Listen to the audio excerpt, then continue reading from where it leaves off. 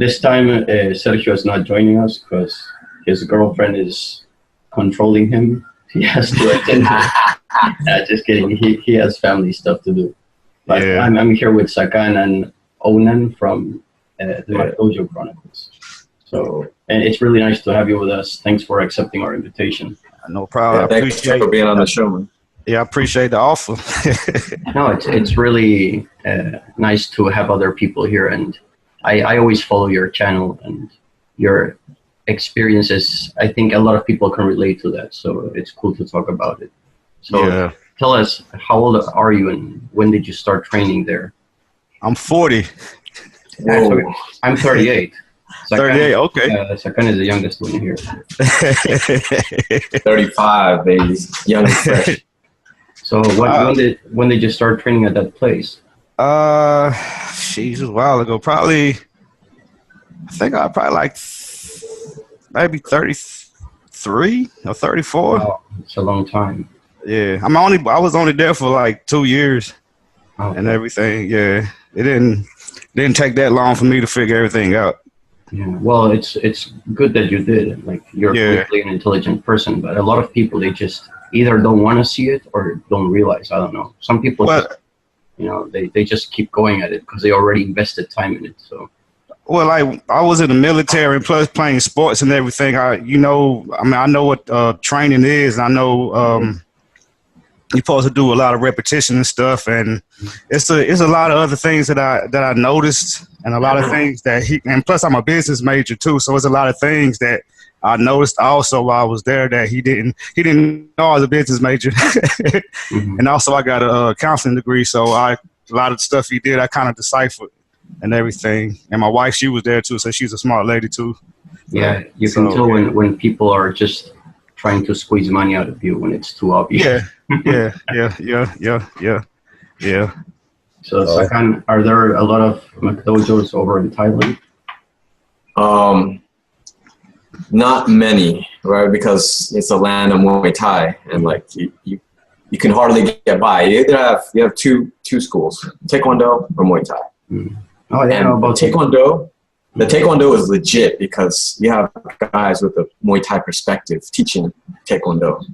So it's like you'll get a Thai kid that does Taekwondo and he gets to MMA and he's an absolute beast. Yeah. So it's like you already have those two schools, like, kind of looming over all the other schools. So every other school, it's people will come in and they'll be very skeptical. That's a cool combination because you get the variety of kicks. Yeah. Power of Thai. That's cool. Oh yeah.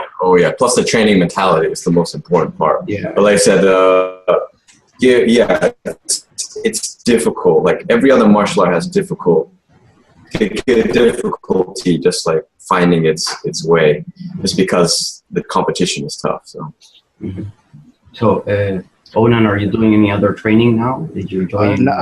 Well, not at this time. I'm recovering from injuries recurring injuries that I had from actually attending that MCDOJO. I had like a injury on my instep from the way they were teaching us to kick with our instep and everything. They was teaching us how to. Well, it was just one time he was teaching us how to block, and the dude that was blocking had his elbow poked out. Wow. So when I kicked up, it hit the instructors had to tell me to kick harder and harder. So I was doing it. Then, that kind of put me out. So I have that injury that been on and off and everything. The more I learn about your experience, the more I dislike those guys. Oh man, dumbasses. You don't understand. Like when I do those videos and I just go back and see it, it pisses me off. But I want to expose it because I don't want people to waste their time or their money. They were okay with you filming all the sparring? Not at first, but but eventually let me do it. So what happened is that they had a YouTube channel and they weren't really doing nothing. So I decided I approached him about doing some videos on YouTube and everything, but he said no at first. But then I did like a little compilation sparring thing, and I showed it to him, and then that's when he allowed me to do the recording of the sparring and everything. So anyway, I wanted to repeat again, just for people who don't know. Your channel is the MCDOJO Chronicles, where you upload videos of your experience at a MCDOJO for 2 years. Yes, a real MCDOJO. But it's good that at first I didn't know if you were making fun of yourself or what was going on. I'm making fun of myself too. I look foolish too. No, it's okay. But I realized that you're actually you are exposing what a place like that is like. Yeah, it's not really about making fun of the students. It's just like I'm saying in a couple of videos. It's about showing the result of a MCDOJO through the sparring. The thing is, when you see this kind of place, it's not really the student's fault. It's really if the teacher have a complete mess, what can you expect? Yep. So, did you watch the Cobra Kai series? Like the continuation of the Karate Kid? I got 3 more episodes to watch. Well, I'm not going to spoil it, but at the end, Daniel LaRusso explains about Johnny's position, and he said, Mr. Miyagi said there are no bad students, there are only bad teachers. Yeah. And I didn't really believe that, but the more I've gone through, my journey and with teachers and seeing students and stuff like that, people propagate systems, it rings so much more true now that I look back on it. So it is true. Yeah. I love that series. It's really good. Yeah, me and my wife was up to about 5 in the morning watching it. Cause we watched it on YouTube, but then I've been out of town. I've been in Las Vegas for a little bit. And I'm still recovering from the jet lag because I'm on the East Coast, so that's like 3 hours. Still recovering from Las Vegas, you mean? Yeah. But we stayed up and I almost watched the whole thing, but we probably gonna watch the rest tonight and everything. Cool. But the thing about the Karate Kid Cobra Kai thing is that that's what my old MCDOJO instructor used to go off of with the Karate Kid and stuff and everything. And I remember one time he was saying the reason why he doesn't do competition because the last time I did competition, the other people that was competing against was like Cobra Kai and was being dirty. But to me, in all actuality, I believe it's because they just got whooped. Yeah. Honestly, because no, sorry. Like, this is so interesting. I'm sorry if I interrupt. The thing you just made me think about competition in itself. Like, a lot of people, I hate it when they say, we train for the streets. We don't do competition. This is dumbest shit. I hate this. Yeah. Like, you need competition because it puts you under duress. It makes you try your skills in a situation of stress. Anyone can throw beautiful kicks and all of this. But it's being in a situation where you're stressed that counts. Yeah. And what I was about to say. How about Cobra Kai? Me and my wife, we wanted to do some competition and everything, and he said that he was going to let us do some, but that never came around. But like, if you only practice twice a week and you only spar once a week, if that, I mean, you're really not going to be prepared to be doing any competition for people that train 4 or 5 days out the week and spar multiple times out the week and everything.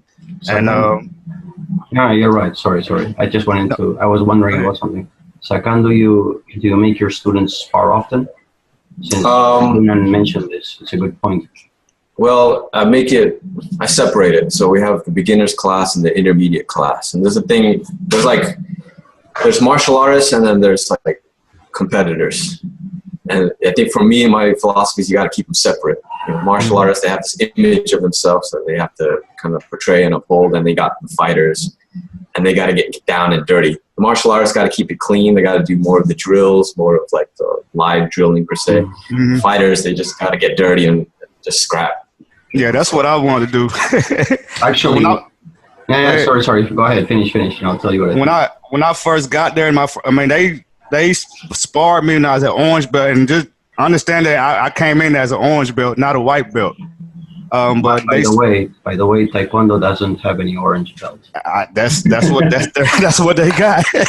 Bells ringing. That's what they got. I didn't know that then, but that's what they got. But they just threw me out there, and I'm like, what's the rules and this and that, and I've been in street fights and stuff like that years ago and everything, but I was just out there. I was gassing out. I was just throwing a whole bunch of punches and everything. Then I found out that punches didn't count.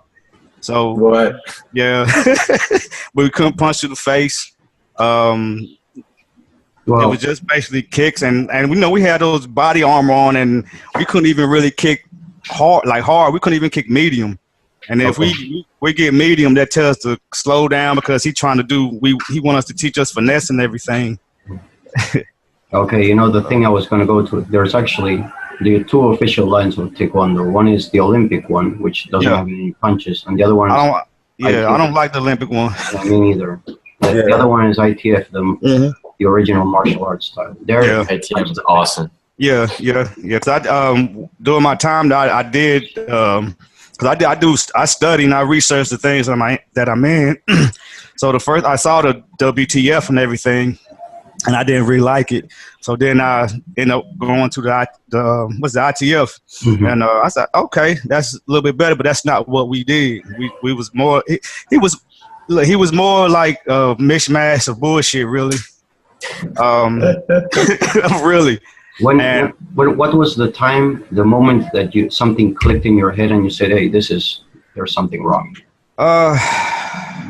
Well, the first time that I felt something is when I came up to him and I told him I'm not trying to be no like Joe Schmo black belt. I'm trying to be the real deal and everything. And he went, and this other guy said something to him. So then he went in front of the class and said, oh, these two people said what we said. And he was like, oh, I got my fire back or my passion back for this. And you don't have passion to teach us. You didn't have passion to teach us in the first place.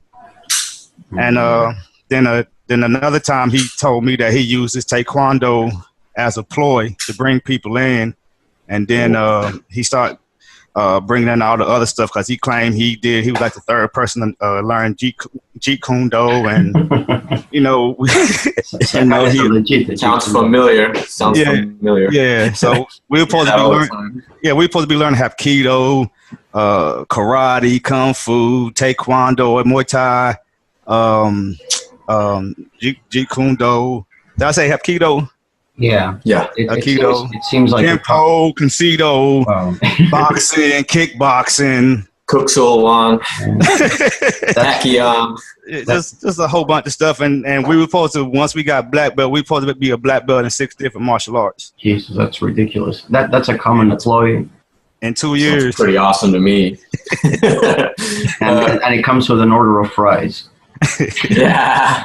Yeah, but that seems to be a common ploy with dojos. They just slap on every single name they can think of nowadays. Yeah, but what we basically did was we did Taekwondo.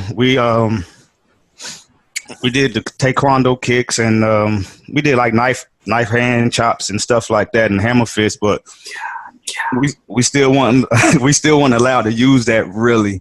Actually, if you train it properly, it is a good weapon, but it's not. I believe it. It's not chop you see in movies.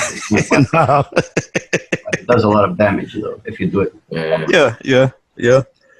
Wow. I gotta say, I saw some of the sparring clips, and you know, since the title is like MCDOJO sparring, I was expecting it to be horrible, but I watched it and I was like, this isn't bad. It's like, to me, it was decent. I don't know. Maybe I just saw a decent clip, but it was pretty good to me. I mean, like a lot of us there that we really want to learn, and a lot of us didn't.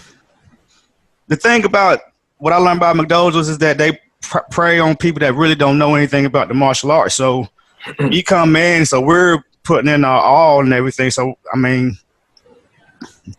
Some people, look, I was beating black belts while I was orange and green belt. Sure. So, I mean, and when I first came in, I had black belts want to spar me, and I'm like, for what? You know? Right. So that's what I said. I mentioned in a couple of your videos. If you actually had a good teacher, you would probably be pretty good. Because you've developed some skills without any good instruction. So. Well, I actually, a lot of stuff I learned was off of YouTube and stuff that I wanted to learn myself. Right. I mean, I know I need somebody else to show me my flaws and what I'm doing wrong, but I mean, I had to do something. You know, I had to do something. So I just go ahead. What happens if when you say the footage from MCDOJO runs out? What's your plan? Are you going to keep trying to expose other McDojos, or just? I've been thinking about that. I probably still got maybe videos to go up to June, because I put them out. I put them out once a week on Sunday, and I just already download them, just schedule them to come out every Sunday and everything. And right now I'm gonna be in the work on it, doing a video, actually a documentary type video about Shaolin Do. Cool. And, yeah. That's me. That's my lineage, bro. Yeah. And I'm a second-degree black belt in Shaolin Do. And I was gonna do some blooper reels and stuff like that, but I was I'll probably go on and start trying to expose different other dojos and everything too. I also talk about combat sports too. I watch combat sports. I also do videos about that too. The thing about the McDojos, the number one style that has this problem is Taekwondo in the US. Yeah. Even in Latin America nowadays, it's starting to happen. But the problem over here is all the self-defense courses. Yeah, that's what we supposed to do too. Because we actually do have a lot of violence here, and this country is supposed to be the best in Latin America, and we've got a lot of street violence. Imagine like 4 countries. There's a lot. I believe it is all. That's violence is all over the world. It's that Latin blood. We have so much corruption. Yeah, I believe it. Anyway, the people here, they see self-defense and they think they're going to learn how to disarm a guy with a gun or a knife. And I always see these schmucks at the park doing really dumb drills and like catching somebody punch. Yeah, and it's usually women who buy this kind of thing, you know. I always tell them, you don't learn self-defense, you learn how to fight. Yeah. I mean, that's basically what I got into, to learn how to defend myself better. To be more efficient at it, instead of just throwing wild punches and like tiring yourself out, and the person who gets the hardest punch is the one who wins. I want to better learn how to protect myself and my wife and everything. Yeah, well, the thing is, I noticed that in the US or more developed parts of the world, Taekwondo seems to be the number one McDojo material. Yeah, they all over the place. Also in the US, and I know a lot of people who see this are going to get offended, but I don't care. This is honestly what it is. Like the Kempo, American Kempo, there's a lot of McDojos. Okay, I never, we were supposed to learn Kempo, but I never really. Honestly, I mean, Sergio is a black belt among other styles in Kempo, and he knows I don't like it. It's just, it looks to me that this is how it works. You start doing, someone is going to attack you. Okay, you start doing esoteric movements with your hands, crazy footwork. And doing sounds with your mouth, and they think you're retarded, so they leave you alone. Okay. I think that's how it works. Okay. If you start looking at videos of American Kempo, you're going to see it's a bunch of guys slapping dandruff out their teeth. Is it like the little Russian stuff that be slapping their hands? Exactly. It's kind of like that. But what about that guy in The Perfect Weapon? What's his name? Actually, Jeff Speakman. Actually, the first time I ever saw Kempo was in that movie, and I was like 14 or something. I thought, whoa, this is badass. That's a movie, they can make anyone. Awesome. It's an awesome movie, man. Don't talk shit about it. I like that movie. Like, reality, that doesn't work. I got the power. It's a great movie. That's a great movie, man. All right, I want to talk about this word McDojo. I understand its importance. I understand its necessity. But man, I hate it. I hate McDojo. I hate the term because it's so ubiquitous now. Yeah. You know what I hate the most is bullshido. Anytime I see the word bushido, the original word, I see bullshido. My mind just tricks me. It's like bullshido, and I'm like, no, it's bushido. Like, read it calmly and carefully. And for those who do not know, we should clarify that bushido is the way of the samurai or the way of the warrior. Yeah. Do being way, and bushi is the warrior in Japan, in Japanese culture. Yeah. Or budo. Budo is the way of war. Okay. That's where I used to play that video game when I was a kid. Yeah, man. You remember that? Yeah, I remember. Bushido blade. But yeah, it's true. It's that, for example, me with the Taekwondo, because that was the first style I learned. I was really passionate about it. And we trained hardcore. There was no McDojo going on here. But nowadays, you say you're a black belt in Taekwondo, people just laugh in your face. Because I'm so commercialized. It's happening to the ITF too, unfortunately. Oh, yeah? Yeah. Now you see, legit though. Still, at least it wasn't. they're fighting still good. Yeah, you still have a lot of like really good schools, but I've seen that it's watering down now. Just everything is capitalism, you know. Yeah, they all about making money now. So I lived in Korea for 8 years, and taekwondo. okay. Yeah, taekwondo in Korea is suffering this. Like you will find good schools, but the average schools is a daycare center. They just send their kids there to get them out of the house for a while. Yeah, yeah. I heard they have like you can go to university for MMA in Korea now. Yeah, actually, A university. yes, they have a university for taekwondo and they have a university for MMA. Okay. That's Is it legit? Yeah, it's legit. It's legit. That's I've actually trained with the taekwondo, the Olympic champions for patterns. okay. Busan in the city I was, and all they do is train all day long. They're really hardcore. So there are good places, but the average is like another dojo. Because there's so much of it. There's such a huge quantity. Every block is 2 or 3 dojos. So, But that's what pisses me off. It's like the masses, they ruin it for the good schools, right? Exactly. You know, like there's like such good, tiny little hole-in-the-wall schools out there with hardcore teachers, hardcore training, and like people would never think, raise an eyebrow or want to go in there because immediately labeled MCDOJO, MCDOJang. No, I'm looking. That's the schools I'm looking for is a little hole in the walls. I'm not really interested in going to like the real big places no more or franchise place. I'd rather go to the little hole in the wall. I agree. The teacher's going to really teach you because the teacher don't want to teach what they know to you seriously, and if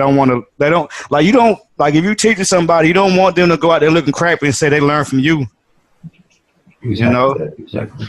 Yeah. So the best gyms and dojos I've been to, they were all falling apart, pretty much. Like really, the place where I train now, I'll tell you an anecdote. I shit you not. The place I'm training kickboxing now, I don't think it's going to be open for another year. Like the owner of that place is a drunk guy who spent all his money in wagers.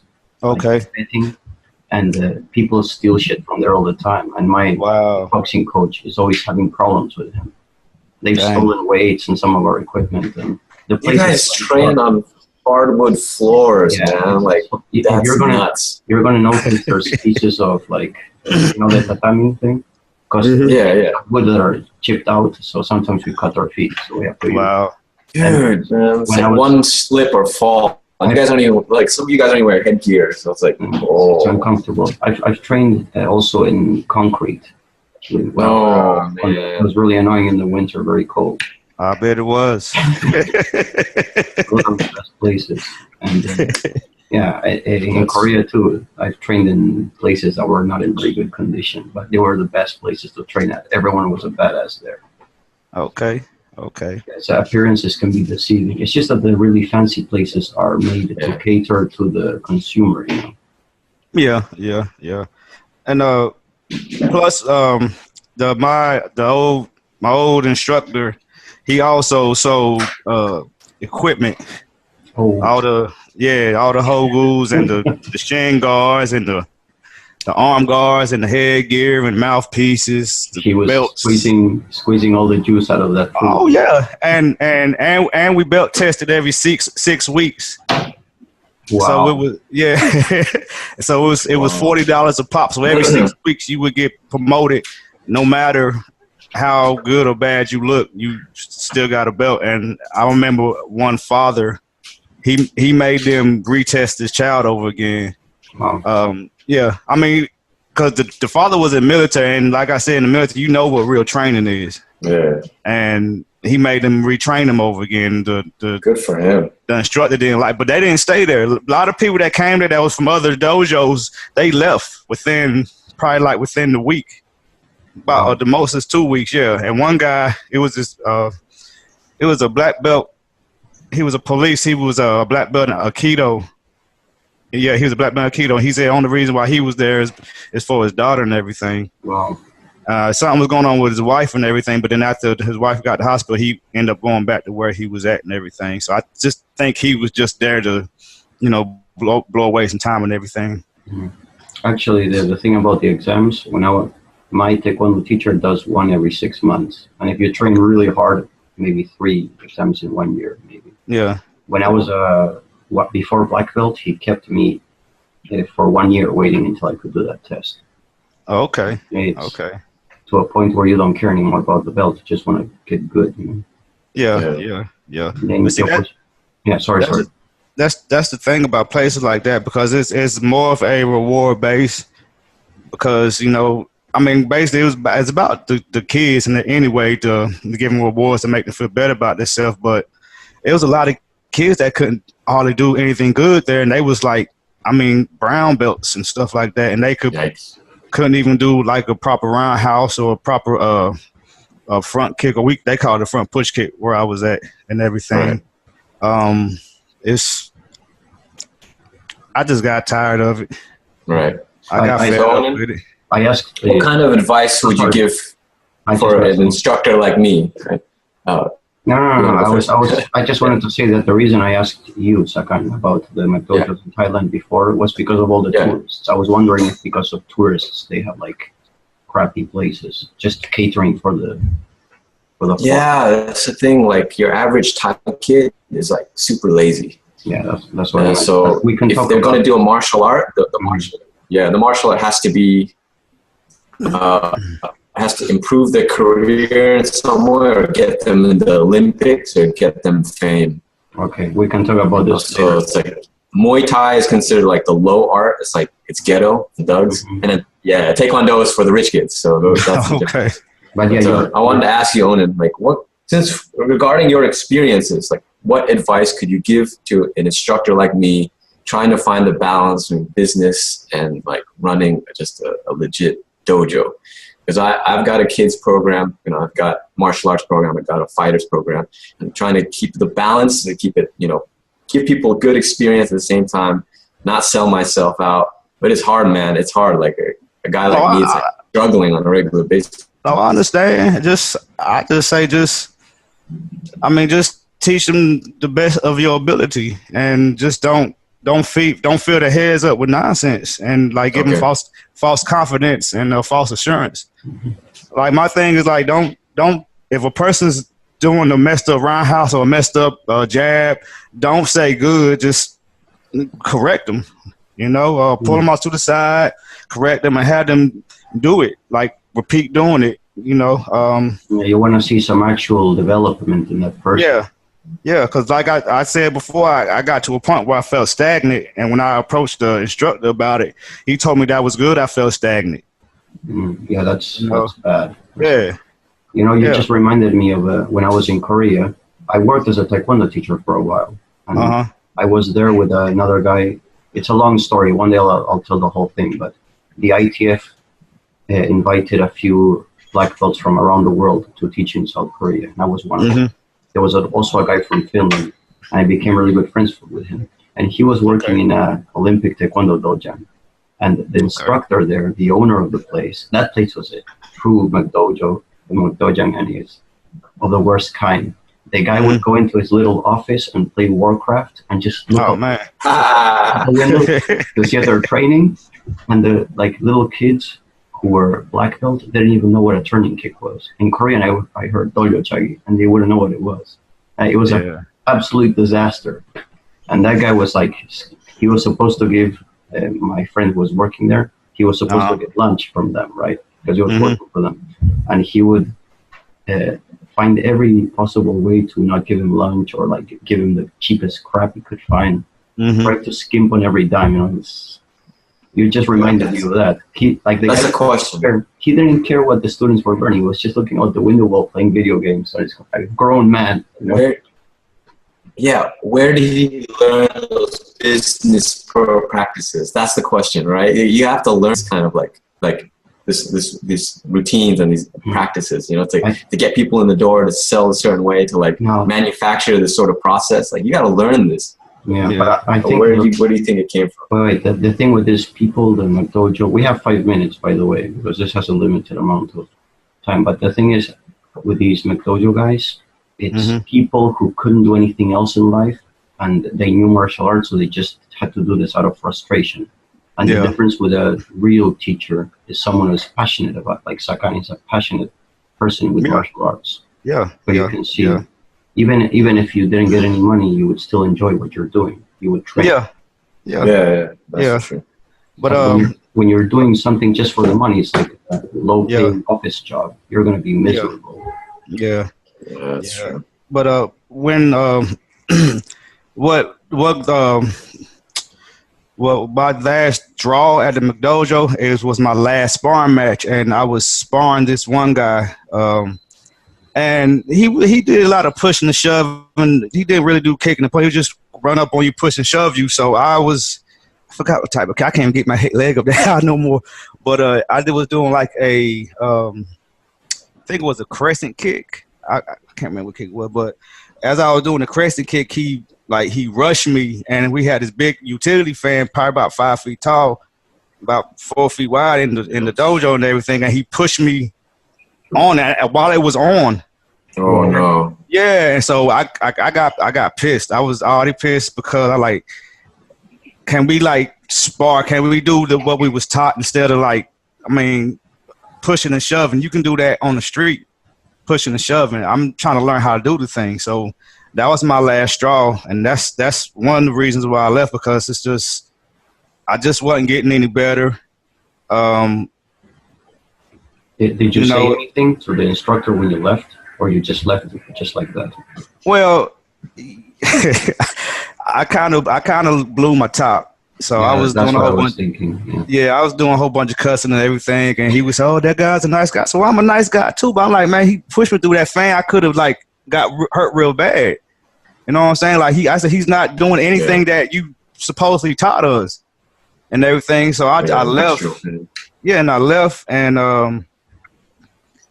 I just decided to like I can't do it no more, because I already researched MCDOJO and I already knew where I was at, and it was only a matter of time before me and my wife left and everything. But it was just that last little thing that pushed me over the edge and everything. And when I was about to leave, when I thought I was going to leave and everything, and I was a red belt, about to be a brown belt, I believe. So he was going to skip me up to do the black belt test. Again, there is no brown belt in Taekwondo. Red is black. Hey. I've had a more injury. Total injury. I'm sorry. Hey. Hey, that's what he got. He got a. Go ahead. So what's your plan now after you recover from injury? What's your next? I'm gonna think about going into boxing and stuff like that. Maybe some kickboxing, because I'm about.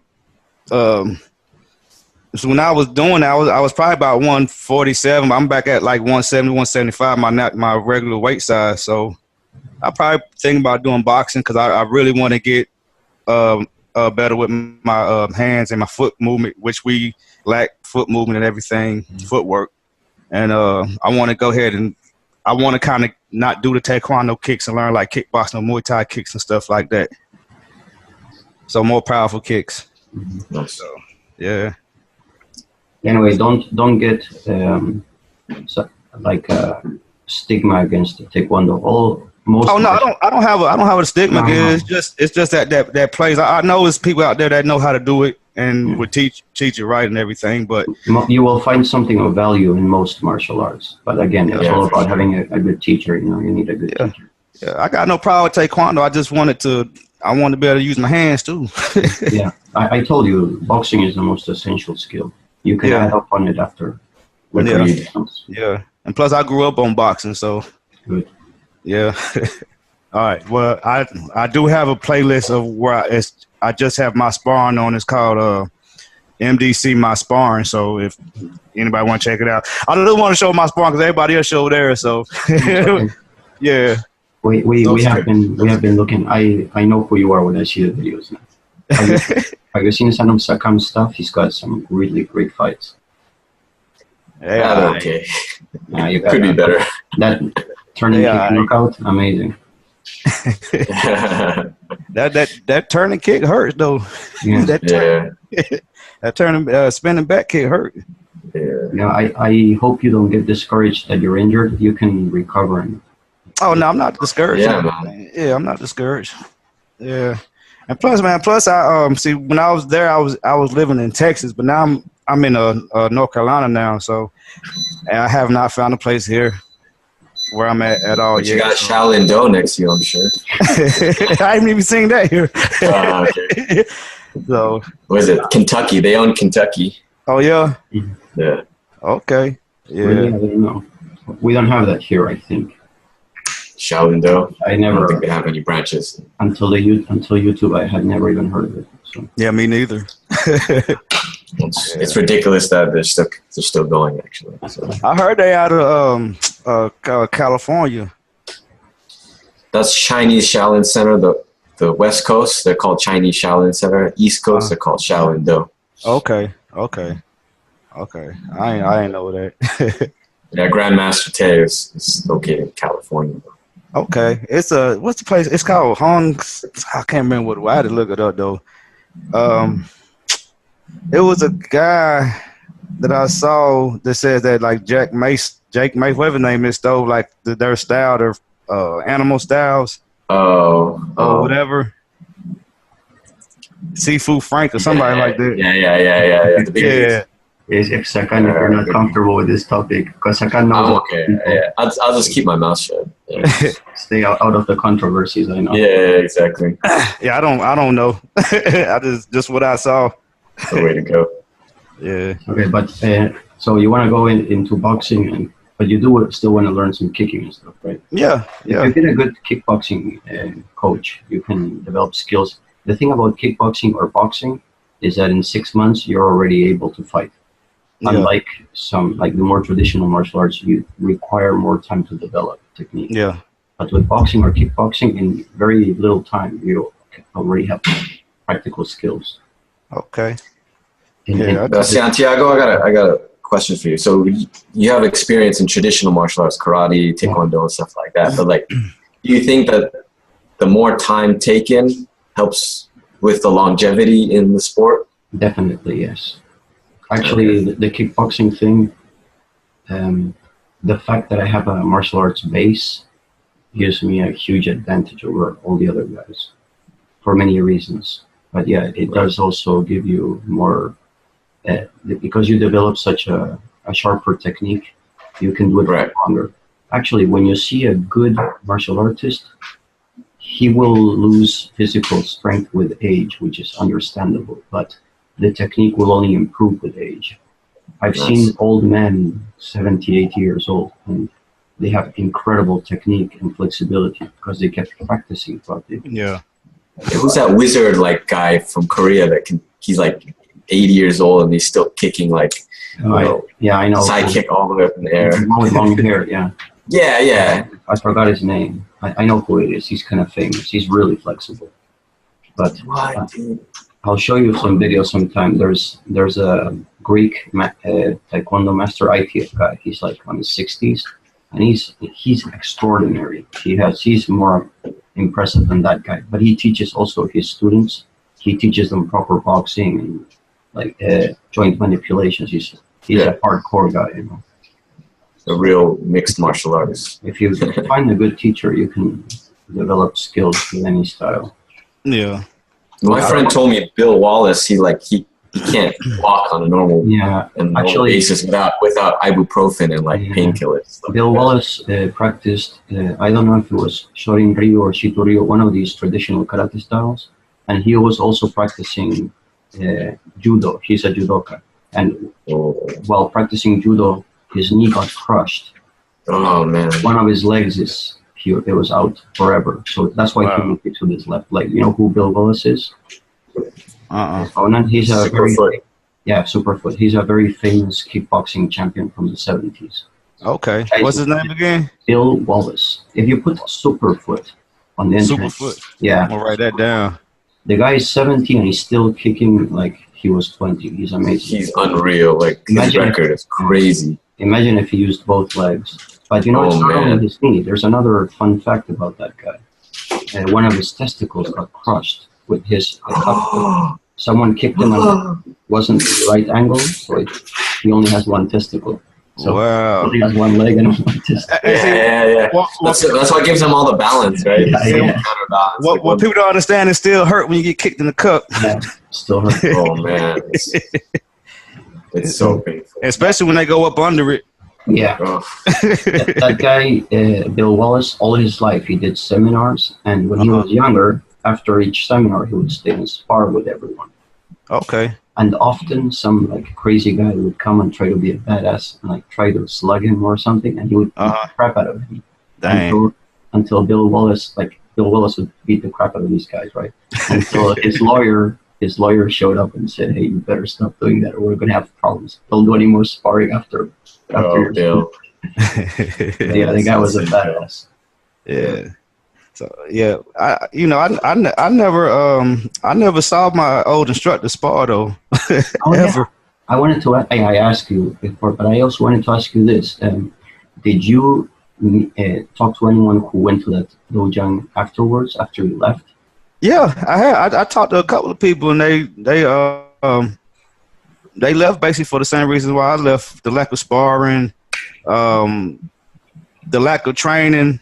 Because we'll do drills and maybe for 30 seconds and he'll switch up and try to teach us something else, and you never could catch on and everything.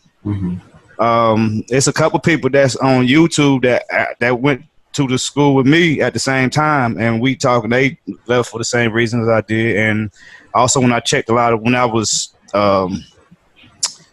before I even started up the MCDOJO Chronicles, I looked up, I don't know why I didn't look at the reviews for the place before, but I looked at the reviews of the place, and all the reviews that I read, I did a video about it, but all the reviews that I read, it was basically the same thing that I was feeling and the same thing that I saw.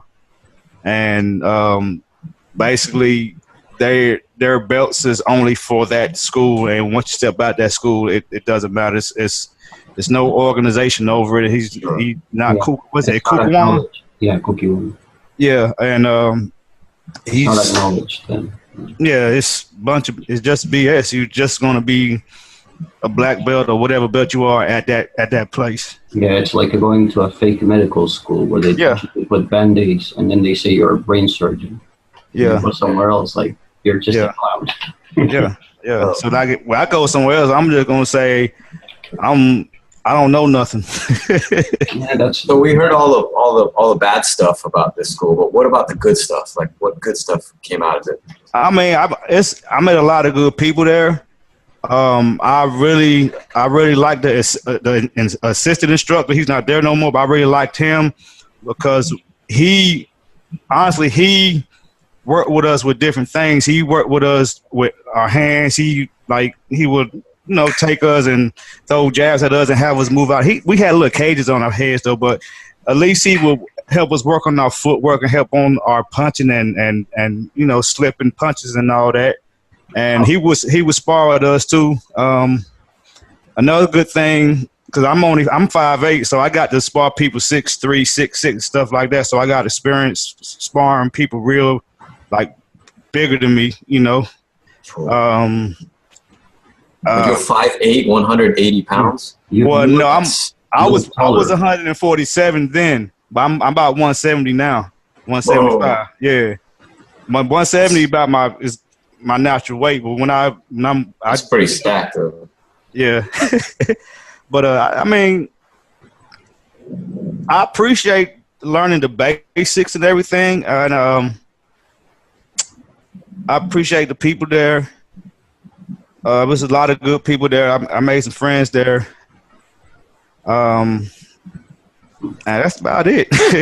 How long did each class last? About 45 minutes. Wow, that's too short.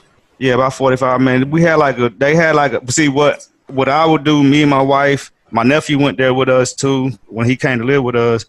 And my 6'6" friend and this other younger guy, we would go in 2 hours before class started on the Mondays and Wednesdays, and we would spar. So sometimes we will do a lot of sparring and stuff. And I think that's the reason why a lot of us, some of the spar matches look a little bit better, because some of us went in there and spar. Cause we already knew that you have to spar, you know what I'm saying? Gotta get the mat time. Yeah, and I love sparring. But that's what we did. And I mean, but eventually the instructor, he slowly took that away from us. Well, for 45 minutes, I've never been to class of anything that's that short. How long is your class? How long is your class? The kickboxing is 2 hours, and taekwondo is an hour and a half. And that's only because there's not enough available time in the gym. My teacher always told us want to do 2 hours. Yeah, my classes when we first started core combat with my Sifu were 3 hours long. Yeah. Oh yeah, my karate classes. Hour of grappling and then 2 hours of like technique and drilling and sparring. How many days a week? Now my classes are just an hour long, but I'll add an extra 30 minutes, just because I feel like it's not enough time for. When I was teaching taekwondo, I also made it an hour and a half. Because if I realized that if I pushed it longer, some people would not go through the whole thing. Exactly, people just get brain dead. And they want food. Yeah. How many days a week did y'all train? For me here, I go 3 times a week is the average. Okay. Yeah, same. 3 times a week. Also, we do morning sessions, but this is intensive. So my Sifu would come to Chiang Mai like once, like 2 or 3 months out of the year, and then he'd give us 2 hours in the mornings and 2-3 hours in the evening.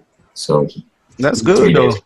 I mean, 3 days a week with that timing, but we got 2 days a week. Well, they had supposedly we had 3 different classes, but it was really just 2. It was a 45-minute class for the kids and then a 45-minute class for everybody else. But I used to, like we said, we used to come in 2 hours early, so we would take both of the classes plus the sparring we did before. Well, I was lucky when I was doing karate in Korea. The guy actually owned the place, so I could go and stay there all day if I wanted. Any classes. That's actually what he wanted everyone to do. And my taekwondo teacher, with the more advanced ones, he would make them train twice a day. Or he teaches in many gyms, so he would have you go to. Maybe you would end up training every day. When I was in my teens, I trained every day. Even the Saturday mornings. Santiago, I want to ask you a question on the drilling of your kickboxing. Like, I see you guys do say the reps on a heavy bag, like cross hook, round kick, and stuff like that. How many reps do you do?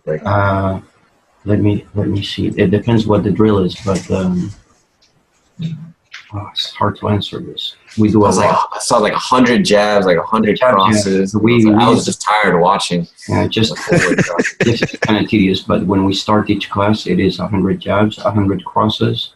Then we do 1-2 across the room and then back with the other guard, and then we keep adding. First it's 2, then 3, then 5, then 11, then 21, and then 31. Your class must have been like 4 hours long, seeing all the drills, the stretching, and I was like, oh my god. And then the last 20 minutes, it's all sparring. And then there's certain times of the year when there's a lot of people competing. We just do half of it, 1 hour of sparring.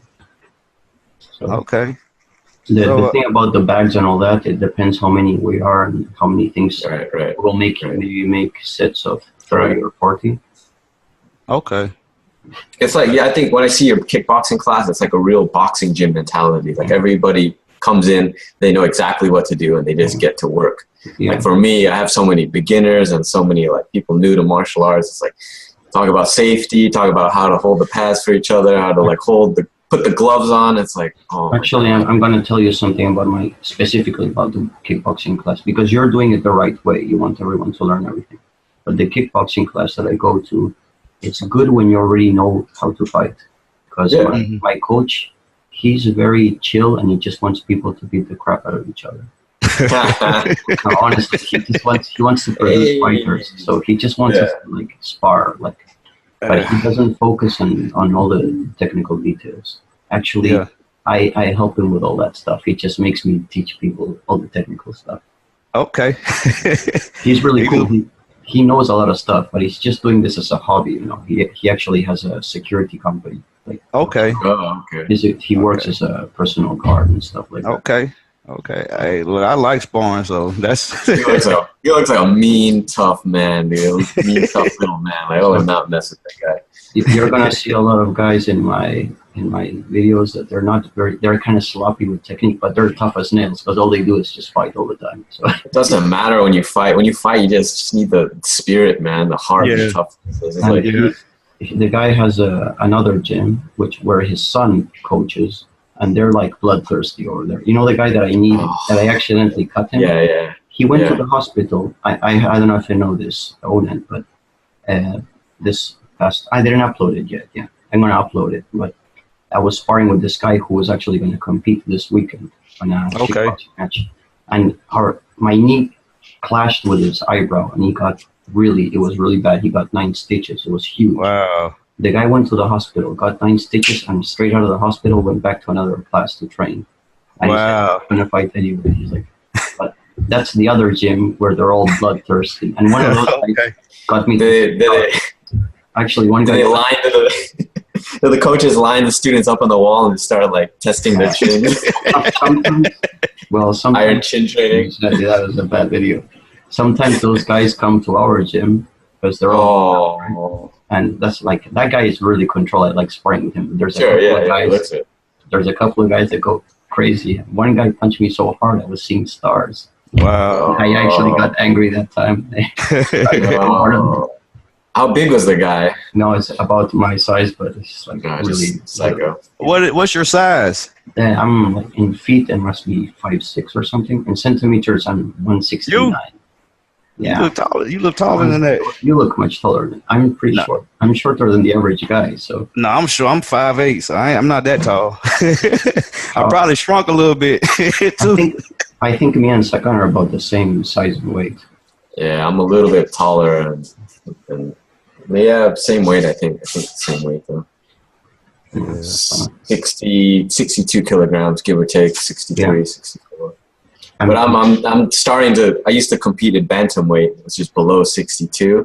But like it's like fighting like a squirrel, It's like versus fighting like like just a regular dude, Like so, I'll fight in featherweight. Usually they're slower and it's just like more controlled. Yeah. But bantamweight, man, they're just like flying off the wall. Yeah, I agree. Through this. Besides, I rather when you go below your natural weight, you lose strength. I'd rather be above my weight and fight heavier guys. Yeah, for sure. I was fasting on a regular basis just to make sure I was under 62, which I didn't need to. I really didn't need to. I could just walk in there and just like not have breakfast and clear 62. But like I was so worried about it. I was like, I'll skip a meal, and then like I was really taken away from my energy, and I was just like by the beginning of the fight, I was like, I ain't got no juice in the tank. Yeah. I rather be far stronger than my average weight, like above my normal strength, and the other guys below it. You know what I mean? Yeah, exactly. If I go a weight class under, then I'm going to be weaker than I'm supposed to be, and the other guys are going to be stronger. I wish I was my size, my natural size when I was there, because they used to like to try to push me around and everything. So I noticed that there was a lot of pushing in those sparring. Yeah. It's like I noticed there was no focus or clarity when throwing the strikes. Oh no, because he didn't really. I don't know. He didn't really teach striking like that. You only had 45 minutes. What would you do? Would you warm up, stretch, and then? Well, we'd come in there, we'd line up. He'll have his little speech probably about 5-10 minutes and everything. Then we'll do our little whatever he had to talk about. Holy shit! But I mean, plus he had to get the kids together. So the kids was kind of off the chain. So he had to make sure they got together and stuff, and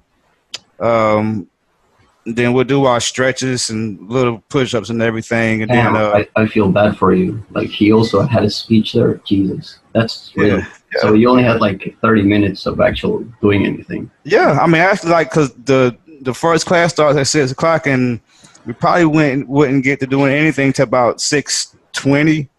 Whoa. And then by probably about 6:45, 6:50, the kids was leaving. Then it'll be the second class, which is the adults. And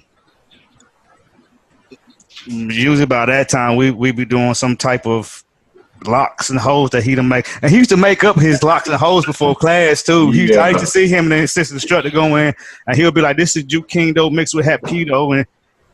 But I'm like, you never tested this.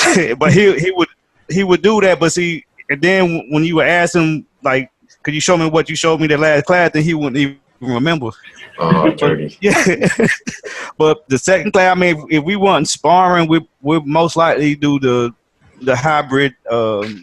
I guess the pressure points and joint manipulation and all that, and you know, it's I don't know, it just got a little frustrating. It's like the worst of all the MCDOJOs is where you were at.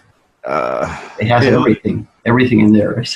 Yeah, I mean, see, the thing that he did to trick people, he wasn't that expensive, but I think what I understand that he was at another facility and he ended up moving. So and then I think when he stopped competing, a lot of his people left. I was actually going to ask you about that. If the guy ever competed. Yeah, he said he competed and everything, but he had people going to do competition and everything. But once he moved to the other place and he stopped doing the competition, a lot of his people left. Like a lot of people that was there when I first went there, that was pretty good. But like within the week, they all was gone and everything. And I guess he was just trying to build up. So he charged like $50 a month and everything. And a lot of time, I guess since me and my wife got to, I guess, a certain level that I guess was acceptable, sometimes he didn't charge us and everything. But, you know, I mean, yeah, it felt good. We at one point we got kind of a big head because, you know, we lower belts and everything. And then we beating black belts. You know what I'm saying? So but, you know, after a while, when you realize if this person been here for 5, 6, 7 years, and I only been here for a year, 8 months to a year, and I can still hang with you, to me, that's a problem. Yeah. I mean, that's a real problem because some people been there some people's been there for like 10 years, you know, and it'll be, yeah. I was going to say this because you mentioned those black belts. Sorry, Sakan, I'm talking a lot. If you want to say something. That's all good. I just want to take it all in. One good indication, you know, when you go join any martial art, you go join a dojo or dojo, whatever. One good point of reference is looking at the advanced belts and black belts to see what they're like. Because that's supposedly what you're going to become is what those guys are. If they're all a sloppy mess, then, you know, this is not a good place to practice in. Yeah, yeah. But I didn't know that till later on. Then, you know, then when me and and then my wife, they had her sparring children at certain point. Cause a lot of the women didn't want to spar her, so she ended up having to spar the guys and everything. But it was just like, I mean, how much better can you get when you're better than the best person there? When you were sparring these like higher levels, like was it a matter of athleticism or just completely skill? As far as me, as like you beating them, like did they lack the skill or did they lack the athleticism, or was like everything? Because I can see some of them lack both. Some of them lack both. Some of them athletic. I mean, some people I know would be real good. Would be better if they was at a different place. I mean, I'm not saying that everybody there was just garbage, but if we was at a place that was teach us better, we would have been better. We would have been a lot better. Right. You know, so it was the teaching. It's really not the people, and if the instructor's allowing you to keep doing all these mistakes, and eventually that's what you do. I'm actually people say I'm too elitist, or too demanding, but I am. What can I say? Oh, Sergio is calling. Hold on. Sergio, you got some explaining to do. I'm going the accent. I'm going to invite. Hold on. Sergio Perez. Sorry, speaking Spanish to myself. I'm inviting him. Let's see if he there we go. Sergio, what happened? What happened, Sergio? I thought you were grounded by your girlfriend. Sergio, you got some explaining to do. What's up, Sergio? I think I can escape for 3 minutes. Who's there? Onan from MCDOJO Chronicles. We're talking about MCDOJO. Huh? Oh, just give me 1 second. Let me get everything ready. Keep talking. Okay. I forgot what we were talking about now. Yeah, talking about the skill of the black belt. Yeah, because actually, what you asked is a really good question. If it's because of skill or physical conditions. The thing I realized, people forget I'm 38. After you're 30, your hair starts decreasing. But I fight better than I was younger because I learned how to administer my energy. I could hang with the young boys. Yeah. I could hang with the young ones. When I was younger, I can't. I don't know if I can now, but then I could.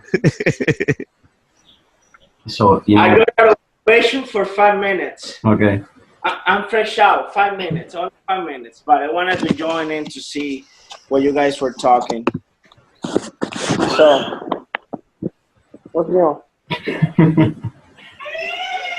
Well, he connects that. I just wanted to say, the older you get, when you develop technique and experience, you don't, the lack of physical strength or prowess doesn't matter so much anymore. You learn how to use the tool that you've acquired through the years.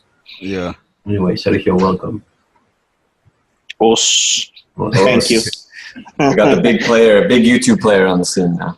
There we go. Well, I'm not that big, honestly. My channel is kind of small, but I got the smallest channel. It's gonna grow. You're barely starting. Well, I mean, don't worry about that. For me, those numbers are not important. Yeah, the quality of the person is what it matters the most. You know. So, what are you guys are talking about? Martial arts and age? Like no. It was just a MCDOJO experience in general. But what we were saying right now is that he used to beat as a color belt. He could beat the black belt at his MCDOJO. So we were asking, how did you beat them? Because they were not in shape, or because they were just bad? I don't want them in shape either. But what was it? It was because they were bad and not in shape, right? Usually what he showed me on his videos, they were doing like no touch sparring or very, very light sparring. Yep. With no technique. You know, when you start training with hard contact, you actually become kind of a masochist and you enjoy it. I know it happens to me. Like I said, when we were You're a strange one, Santiago. We would even kick hard with the hose on. They would tell, "Oh, slow down, oh, calm down, finesse." I mean, look, if you kick the hose, it's gonna sound off. I mean, it doesn't hurt. It really doesn't hurt. But you know, none of us ever got kicked or punched in the face. I mean, I got kicked in the head before, but we got the headgears on and everything. But none of us ever took a jab to the face or none of that. Never took a kick to the stomach or the chest without the chest protector on. We never kicked without our shin guards on, and plus we did a lot of that, the blocking and stuff like that. And Sergio has a friend who wanted to spar him using like body armor, like the police of like this for riot control. Yeah, iron chin guards, like chin guards made of iron. He wanted to spar me with those. I said, wait, if you want to spar me with those, I'm gonna spar you with brass knuckles. So, yeah, I had a boss who once told me, every time somebody asks you something very stupid, like very, very stupid, your answer must be more stupid than the question. So he comes to me and he tells me, oh, let's spar, but he has like the body armor shin guards, the protective gear. And I'm telling you, use that, you're gonna kill me. Oh no, this is how we do it. This is real shit. So okay, just 1 second. Then I go to my room, and then I get 2 brass knuckles. And I said, okay, let's go. Oh, wait, what are you doing with that? Well, same thing you have on your legs, I'm gonna have it on my hands. Yeah. I have a question for everybody because I said it was going to be quick. I just wanted to get into the meeting. To say hi, and I have a small question. Why do you think those MCDOJOs exist? It's just because these people are self-deluded and they believe what they're teaching? They are like delusional, or just because they are like money hungry and they want to make money, a quick buck, and they open those schools? Why do you think it happened? That's my question to everybody. Both cases exist. Well, wants to start? I start because I got experience in it. So from my experience, is about the money, really. The money, right? Yeah, it's about the money, really. From my experience, he's not really concerned with teaching his craft correctly to the students. He just want to get the money. He want to promote you every 6 weeks so he can get that $40-50 every 6 weeks. He wants you to buy all his sparring equipment. He wants you to buy the patches. He wants you to buy what else he have? Everything. The shoes, the mat shoes. You know, he didn't want us to find our own equipment over there. Yeah, he didn't want us to find our own things and everything. So it was basically all about the money and everything. That was it. And yeah, I met one case. Let me ask you guys if you consider this a McDojo. This was back in Cuba. No money is involved because martial arts there are usually done for free. The guy comes to me, and I was with my Sifu, with my master, and he told me he has practiced so much Tai Chi that he could take any hit. He will absorb the hit, the strike, and he will ground it to the floor. If I was hitting him, I'll be actually hitting the floor. But the curious thing about this guy was that he could punch, he could kick, he could grapple. I'm telling you, the guy had really good kicks, really good punches. What I'm trying to say, he had skills, but he went into this like Tai Chi energy realm, and I don't know if he self-deluded himself, but he really did believe the energy stuff. So he goes and asks me, punch me, and I told my Sifu, do you want me, my master, do you want me to strike him? Say, yeah, but don't kick him because you're gonna kill him. And I was like, okay. And then I throw like a cross punch. And the guy stays there. He takes the punch. He crawls. And then he vomits. Oh. And he goes in front of, yeah, and in front of like 10, 20 students. And they were all believing that he had that power. He had that energy thing. And I told him, dude, I don't know why you get into this. You have good kicks. You have good punches. You can actually fight. Why do you actually do this? So my question to you guys is, do you think that was a McDojo case or he was just self-deluded? If he took your punch, he was delusional. I think. Yeah, but he was teaching that to other people. Yeah, but he probably he believed his own tale, obviously. I believe, I mean, like, I believe just because it's a McDojo or whatever, that it doesn't mean that the instructor doesn't know what they're doing. It's just that they're not teaching the students properly. Like my old instructor, he, I think he might have thought that he could do the energy thing or whatever, but he had his whole class, I guess his whole class try to attack him at once, and he ended up breaking his ankle, getting his ankle broken, getting pins put in his ankle. So I say it's part delusion and part McDojo. It's both, right? Yeah. Okay, well, guys, I have to go. Like I said, it was really quick. I wanted to ask you a few questions because you cannot speak this thing with everybody. Like, you guys have experience and you guys understand and you guys have seen stuff that I haven't seen. So I wanted to know a little bit. And, you know, thank you for having me. Continue the chat. It was a pleasure. We only have keep it up, guy. So if you stay 5 minutes, let's finish it. 5 minutes. Yeah. No, I will get killed. Trust me. Look what you just showed me. You have things to do. I like your teeth. I like your teeth the way they are, Sergio. Okay. Yeah. Anyway, thank you, my friends. Take care. Right. Take it easy. Thank you. Bye. All right. Okay. Well, we'll finish these 5 minutes. Yeah. I was going to say, what was it? I was just thinking about something I wanted to. Oh yeah. The thing is, I actually know a guy here who opened a martial arts school. He's a black belt in Taekwondo, but he noticed how so many people want to learn MMA and grappling and self-defense. And I hope he doesn't see this, but he doesn't know any of that stuff. But because he wanted to make money, he just slapped that on. And I just roll my eyes. And, he's my friend. So. But I think a lot of people do that. as a business ploy. Yeah, but deep down I was thinking, God, this is the exact thing that like really pisses me off, you know, when people do this. Yeah. So I wouldn't open a boxing class. I know how to box, but I'm not an actual boxer, so I wouldn't. Yeah, I mean that's just like me trying to open call up it boxing fitness. You call it boxing fitness, wouldn't you? Here they call it in Argentina they call it recreational boxing.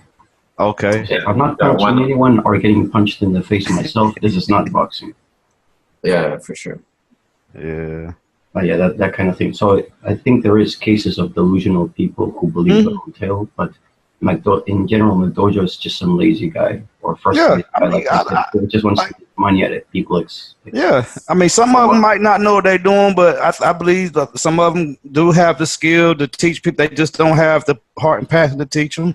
Okay, that's what they know what to do. Because this is the thing. There's actually some teachers who they're just bad, but they do put passion into it. They just don't. They just don't convert over to teaching. Yeah, they don't realize that they suck. Or they're just repeating what they learned from a McDojo. So that's what I'm saying. Like from what I've seen, that's my experience. It's just a propagation of what they learned, what they were taught, and then they just kept it going. It's just they're victims. Just bad teachers, But the case of Onan's case, the guy was just a mercenary. Like he would stop at nothing to get an extra buck. That was clearly like the worst kind of guy. Who's deliberately just trying to take advantage of people. Yeah. But then there's a positive feedback loop, right? So if you get money and then you see people like happy and getting fit and, you know, kids getting confident and it's like, how can you stop? Like, where does it end? But it's dishonest because you're paying me to teach you something and I'm not teaching it to you. Yeah, and that was my problem was that it's like you make all these promises and you didn't fulfill them. You know, and, you know, I'm giving you my money. You know what I'm saying? So, I mean. Because there is a skill. If you're supposed to be brown belt, you should have the skills of it. Well, red belt would be. Well, yeah. I mean, like, you know, from what I read about red belt, I mean, from what I researched, they said red belt, you're supposed to be dangerous. I didn't really feel dangerous at a red. Had a red belt with a black stripe, so I was. Yeah, that's the one before black. Yeah, but he had a brown belt after that. Then you got your. They would put tape around it, but I guess so he can get the extra money though. So he have the brown belt, then you get one black tape, and then you get another black tape after that. And then you get the deputy black belt, which is a black belt with the red stripe going in the middle. Wow. And then you get the tape for that. And then you go to your black belt. Yes. Last question. Where do you get the inspiration for your logo, the punching and kicking turd with the black belt? I mean, I just found it. I thought that's perfect. That's hilarious. We're going to have to finish here because it's about to end. But thanks. That's fine. It was a pleasure, and anytime you want to come back. And thank you, Sekan, for joining me. Thank you, Santiago, for hosting us. Thank you, Onan, for sharing your experiences. Thank you. I'm glad to meet you, man. Pleasure, man. We'll all stay in touch in YouTube. See you. And you too, Santiago. Thanks.